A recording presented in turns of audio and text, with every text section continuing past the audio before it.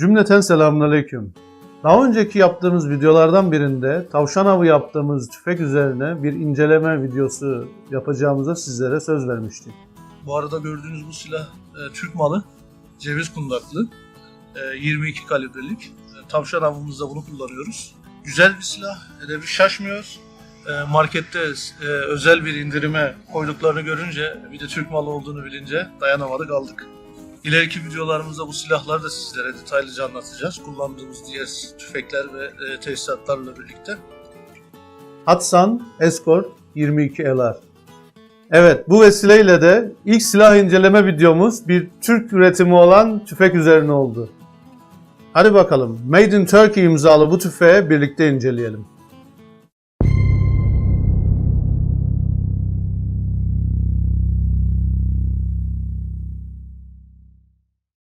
Biz de bir kez daha tüfeğimizin güvenlik kontrollerini yapalım. Mermilerimiz zaten şu anda cephanemiz kasanın içerisinde. Onları göstereceğimiz zaman tüfeğimizi kaldıracağız. Bir bakalım, güvenli bir noktaya çevirip tüfeğimizin içerisinin boş olduğuna emin olalım.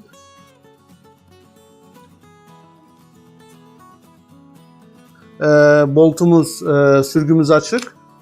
Şarjörümüz boş. Emniyeti de kapalı.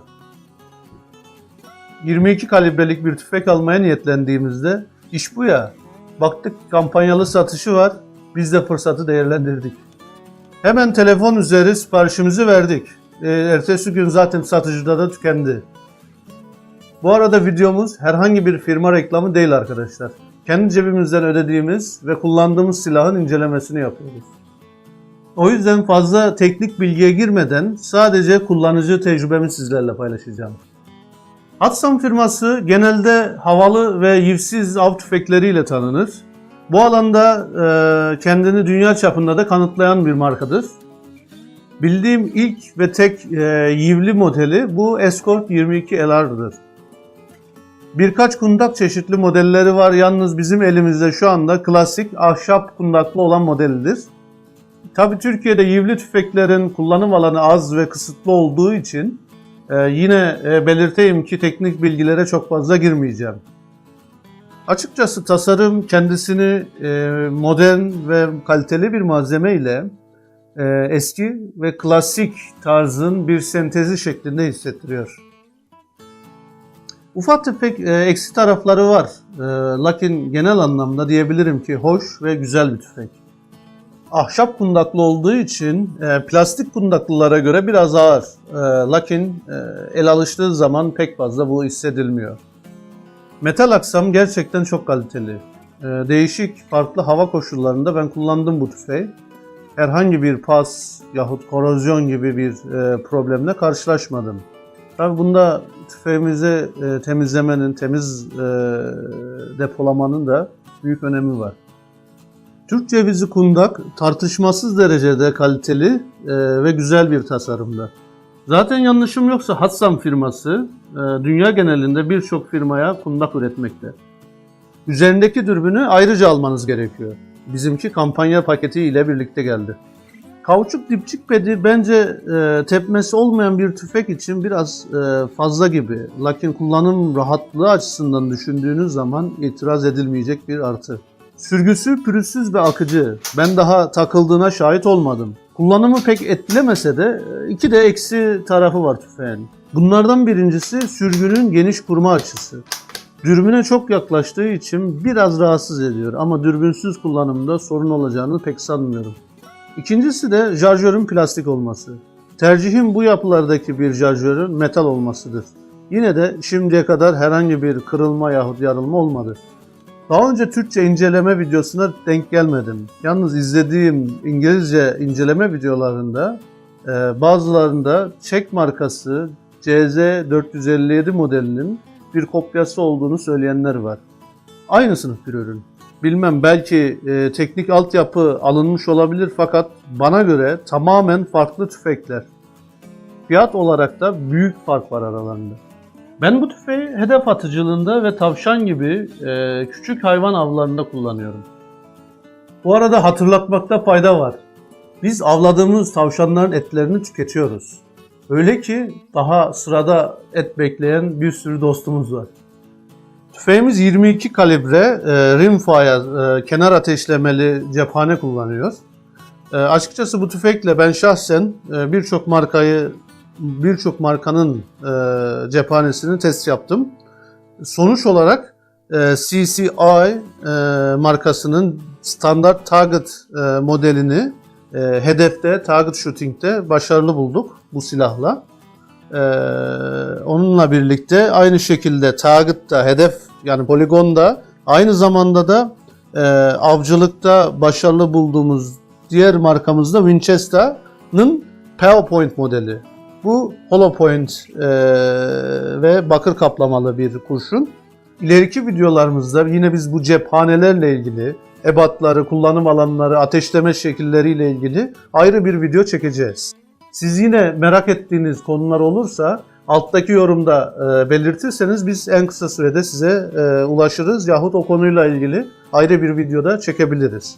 Burada sadece size karşılaştırma olması maksadıyla 2 tane farklı kalibredeki bir mermimizi getirdik, cephanemizi getirdik. Bu cephane sizin bildiğiniz NATO 7.62 denkliğinde 308 Winchester markasının 308 kalibreli Imperial ölçülü 308 kalibreli cephaneleri. Aradaki boy farklarını açık bir şekilde görebiliyorsunuz. Yani şu küçük olanlarla biz target shooting ve küçük game avcılık üzerine kullanıyoruz. Büyük olanlar bildiğiniz hani sizin askerlik yapanlarınız biliyordur. G3 tüfeklerindeki neredeyse aynı kalibredeki kurşunlar. Bunları biz genelde büyük hayvanların avında kullanıyoruz. İşte bir örneğe geyikler. Tekrardan yanına koyduğum zaman da arasındaki farkı açıkça görebiliyorsunuz. Bir de sahadaki performansına bakalım. Bunun için özel bir arazide av öncesi sıfırlama yaparken bir çekim yaptık. Arkadaşlar daha önceki videomuzda silahımızı tanıtmıştık. Bugün özel arazimize geldik.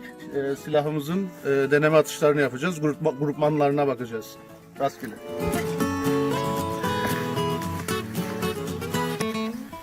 Hedefimiz aşağı yukarı 50 metre uzaklıkta. Mermilerimiz bu biliyorsunuz 22 kalibrelik long rifle mermileri atıyor. Bunları ben size daha önce göstermiştim zaten. Şu anda ilk grupman için ilk 3 atışımızı yapacağız. Bakalım.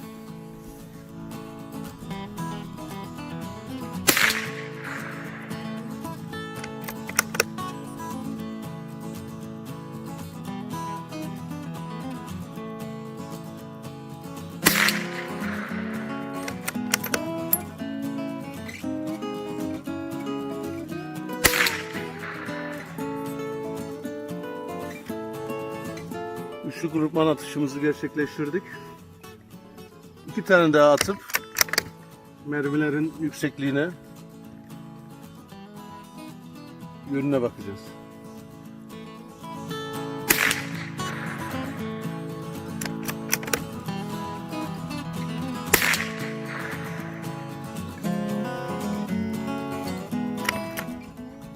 Daha küçük olan hedefe bir 5 daha sıkacağız. Ondan sonra değerlendirmesini yapacağız.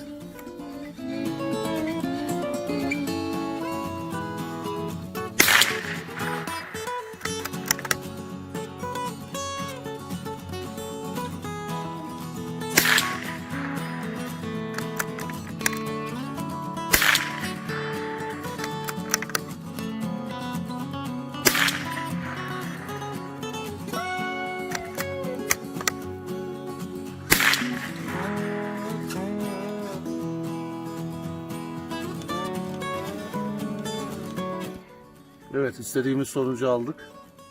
Tüfeğimizin ayarını yaptıktan sonra aşağı yukarı 50 centlik bir bozuk para büyüklüğünde 5 tane mermimizi de olduğu yere yerleştirdik.